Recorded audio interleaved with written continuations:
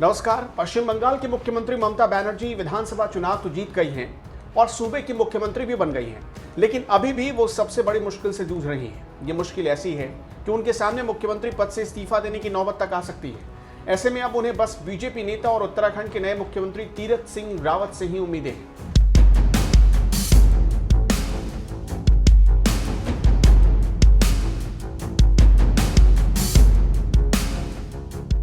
दरअसल बंगाल विधानसभा चुनाव में ताल तो ममता बनर्जी ने भी ठोकी थी, लेकिन नंदीग्राम विधानसभा सीट से चुनावी मैदान में उतरी ममता बनर्जी को कभी उन्हीं की पार्टी में रहे शुवेंदु अधिकारी ने बुरी तरह हरा दिया।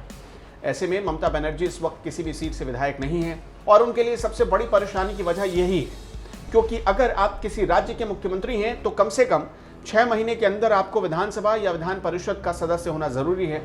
लेकिन ममता के लिए एक और परेशानी यह है कि बंगाल में विधान परिषद है ही नहीं, जिससे वो एमएलसी भी नहीं बन सकती।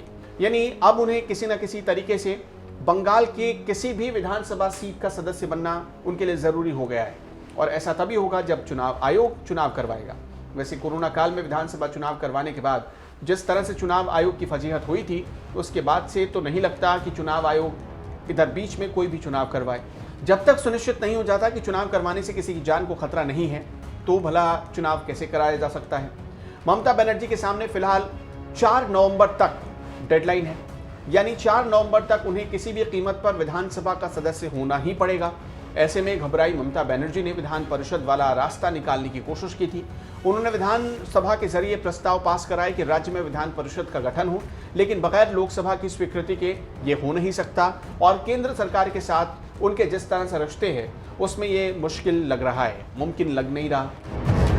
उद्धव का मोदी ने दिया था साथ। बिल्कुल ममता बनर्जी वाली हालत महाराष्ट्र के सीएम उद्धव ठाकरे की हो गई थी।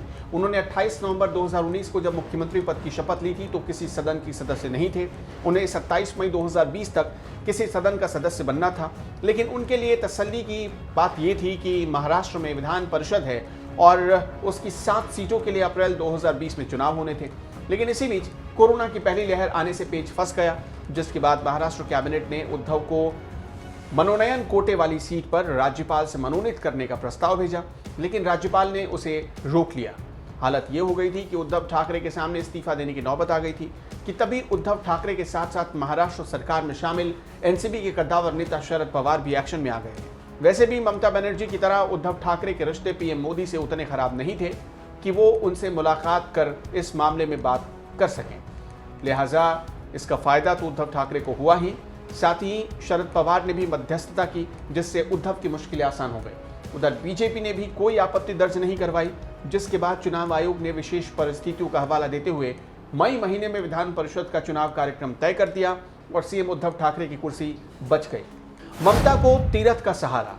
बंगाल में ना तो विधान परिषद है जिसके सहारे ममता बनर्जी एमएलसी बन सकें, और दूर दूर तक ना तो चुनाव होने की संभावना नजर आ रही है। ऐसे में अब ममता बनर्जी को बस बीजेपी नेता और उत्तराखंड के सीएम तीरथ सिंह रावत से ही उम्मीद है, क्योंकि उनके सामने भी ममता बनर्जी जैसी ही परेशानी खड़ी हो गई है।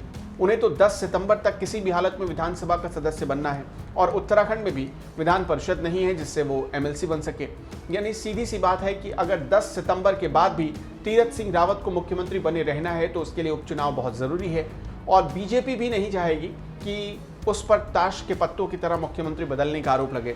अभी मार्च में ही तीरथ सिंह रावत को नया मुख्यमंत्री बनाया गया है और अगले ही साल विधानसभा चुनाव भी होना है। ऐसे में बीजेपी मुख्यमंत्री बदलने का जोखिम नहीं उठाना चाहेगी। इसलिए दिल्ली से खबरें आ रही हैं कि बीजेपी का शीर्ष नेतृत्व कोशिशों में लगा हुआ है कि किसी भी तरह से 10 सितंबर से पहले उपचुनाव हो जाए, जिससे तीरथ सिंह रावत की कुर्सी बच जाए। ऐसे में अगर तीरथ सिंह रावत के लिए उपचुनाव कराया जाता है तो फिर ममता बनर्जी के लिए भी चुनाव आयोग को उपचुनाव करवाना ही पड़ेगा, क्योंकि चुनाव आयोग तो 2 आंख कर नहीं सकता, क्योंकि वो एक स्वतंत्र संस्था है। यही वजह है कि कहीं ना कहीं ममता बनर्जी भी अब वेट एंड वॉच की स्थिति में या रणनीति पर काम कर रही हैं। यानी तीरथ सिंह रावत की कुर्सी अगर बची तो ममता बनर्जी भी सीएम पद से इस्तीफा देने से बच जाएंगी, और अगर बीजेपी ने तीरथ सिंह रावत को हटाकर किसी और को मुख्यमंत्री बनाया तो फिर सीएम ममता बनर्जी को इस्तीफा देना ही पड़ सकता है। यानी अब ममता को भी 10 सितंबर का इंतजार होगा। फिलहाल देखते हैं इस मामले में क्या होता है। वैसे इस मामले में आपकी क्या राय है, हमें कमेंट करके जरूर बताएं।